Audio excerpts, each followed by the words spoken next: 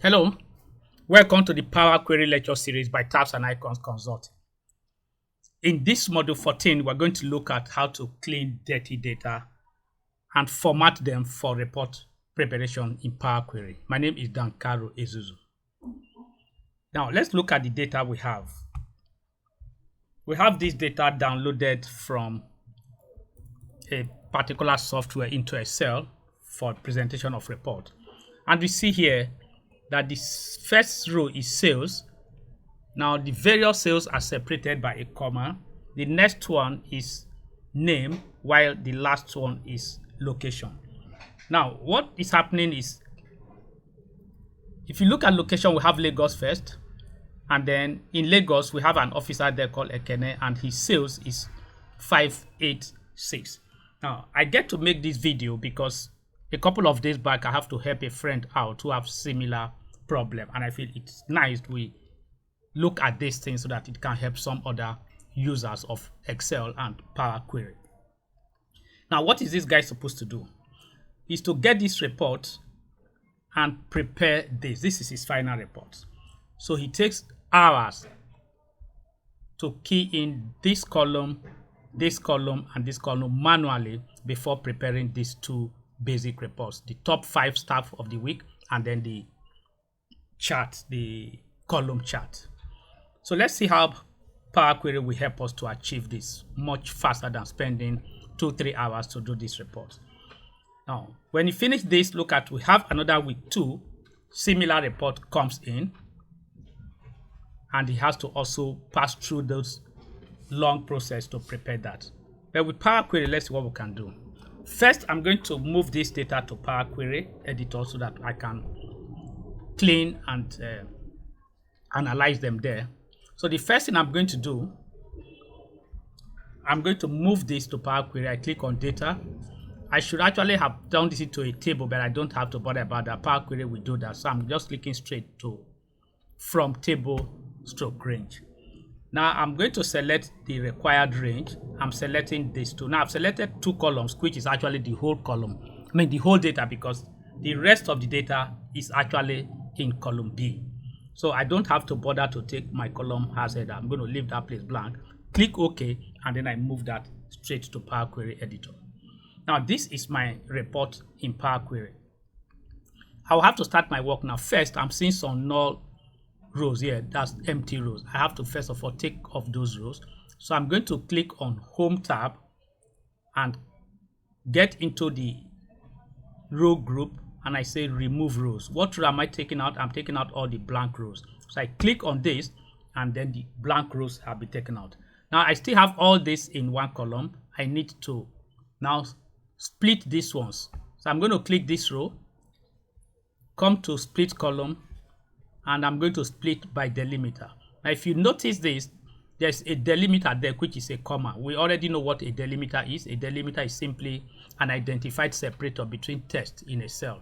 So if I click this now, Power Query will already identify the delimiter there saying comma. There are other forms of delimiter, but for this particular exercise, it is a comma that we're using. And then we're saying you should split at each occurrence of the delimiter. So if I click OK, it's going to put all of them in separate columns. So I click OK, and we say we have gotten all of them in separate column. But this is not where we're going. We need to put that report in the format that this guy had been doing. So what I'm going to do is I'm going to transpose this report. So I come straight to my transform tab rather, and under the group tables I'm going to say transpose. So I click on transpose, and Power Query will immediately move this into this position. This is what it should look like. But my headings should not be column 1, column 2, column 3. My heading should be the way it is in row 1. So what I'm going to do is to promote row 1 to be the header. So I'm going to click on Home tab, and in the transform group I'll see use first row as header. So I'm going to click that, and I say use first row as header. So it will promote that. And if you look at the apply step, it's saying I have promoted the header. So I promoted that. Now I guess this is all, no, but The report saying name should come first from the report. So I'm going to move name this way, followed by location. I'm moving location here, and then sales. So I check if the Power Query have been able to identify them where this is number, this is test, and this is test. That's cool. So I'm going to load this straight into Microsoft Excel. I click this and I say close and load. So this moved the report back into Excel. Now that I've moved this back, I can now prepare my report. Let me put a comma separator and remove those decimals. I don't think I need them. So I'm going to do my report now. My report is going to be top 5.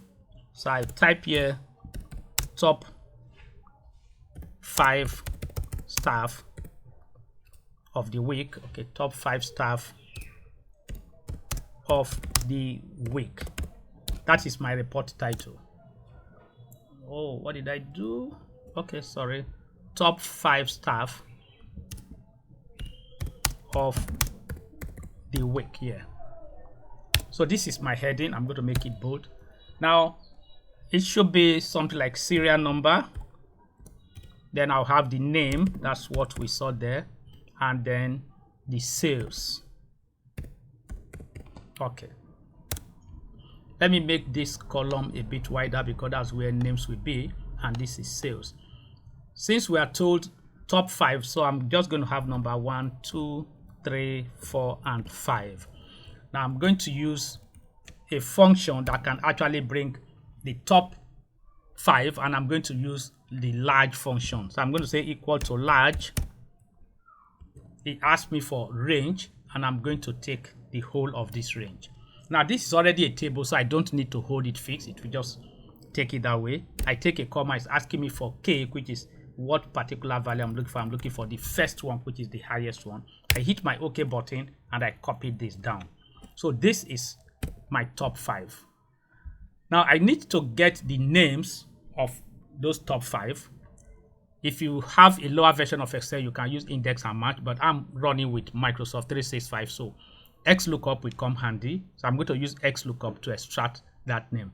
Certainly we cannot use VLOOKUP for this because we know the VLOOKUP condition that the value you're looking for must be on the first column to the left of your selected data range. Now I'm going to start searching a value here and it's not on the left, so VLOOKUP won't work. So I'm going to use XLOOKUP. I type equal to XLOOKUP. What am I looking for? I'm looking for this value. I take my comma, is asking lookup array. Where am I going to look for it? I'm searching for it from this particular column.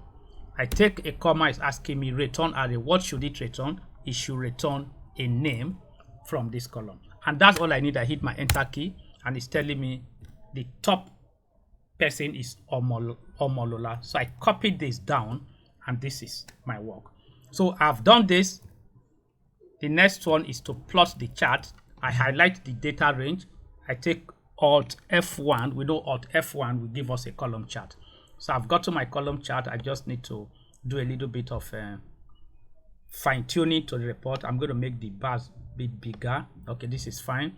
Now I need to put the data label on top so that I can take out that as is. So I put the data labels here. Now that I have the data labels, I don't need this as is again. I can delete this.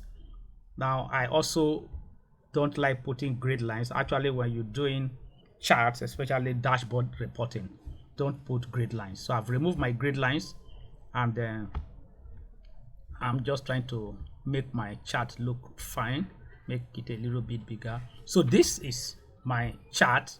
I can just run a line through it this way. Fine, this is my chart. Now, you can see how fast this is compared to my friend who has to be typing all in. Let me make the heading also to be top 5 sales. I click on the heading here and I say equal to. I'm going to take this and I hit my enter. So this is my report. Now let's look at the beauty of Power Query. Next week, the report comes, we have this week, which is the new week. And I have to do the same report. Rather than pass through the whole process, Power Query have already taken cognizance of the process I went through. So what I will do is load the data into the Power Query and refresh. Now let's look at what we have. We have here Omolola being the top person with Voke being the last, the fifth person, and this is the chart. So I'm going to week 2. All I will need now is to copy this one. This is my new report. I take Ctrl C. I move straight to my week 1 place and manually paste it here, Ctrl V. So what I have here now is actually February figures. So I move to my report. All I'm going to do here, right click on data and I take refresh. Now if I take refresh, it's going to take February figures and prepare this report for me in a twinkle of an eye. So I click this, wow, and this is my report for the month or for the week, which is the next week. This is how beautiful Power Query is in report cleaning, automation, and presentation.